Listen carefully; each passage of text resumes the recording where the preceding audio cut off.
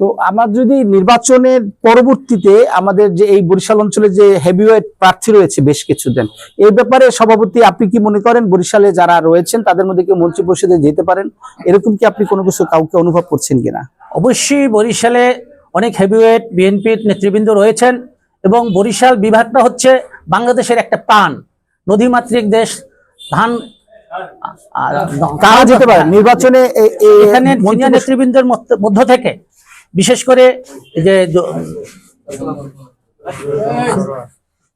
Senior নেতৃবৃন্দ আমাদের আছেন, সেই নেতৃবৃন্দ আছেন আমাদের নির্বাচিত মুজিবুর রহমান সরোয়ার, রাজনীতি অভিভাবক, দক্ষিণ বাংলায় গণতন্ত্রের অভিভাবক।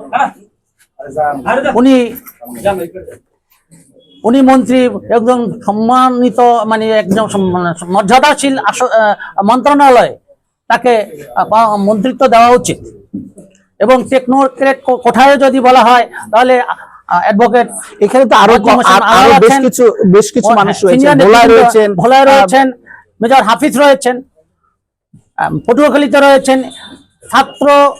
90-এর ছাত্র রাজনীতির আইকন এবিএম মোশাররফ হোসেন, উনি অত্যন্ত একজন গুণী রাজনীতিবিদ, উনি মন্ত্রিত্ব পাওয়ার যোগ্য।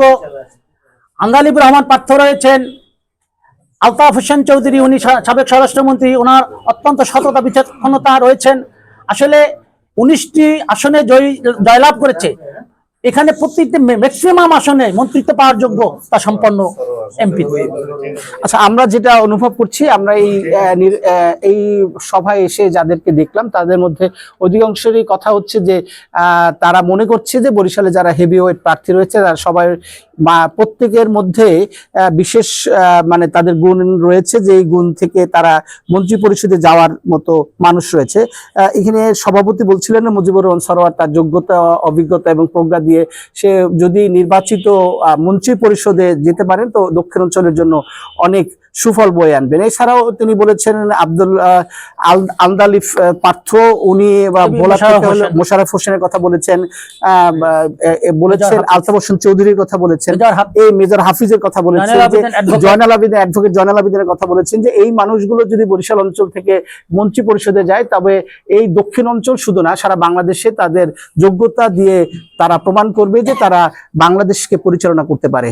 আজিজ শাহিন, বাংলাদেশ নেক্সট, বাংলাদেশ 24, বরিশাল।